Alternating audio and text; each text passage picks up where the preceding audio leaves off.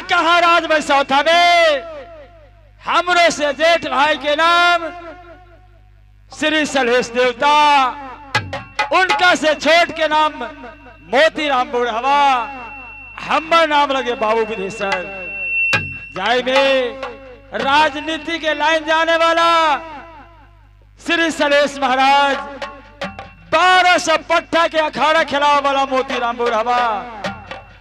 हमर काम है नित्य दिन स्कूल और कॉलेज पढ़ा जाए के लिए। अधन जब यही रहिया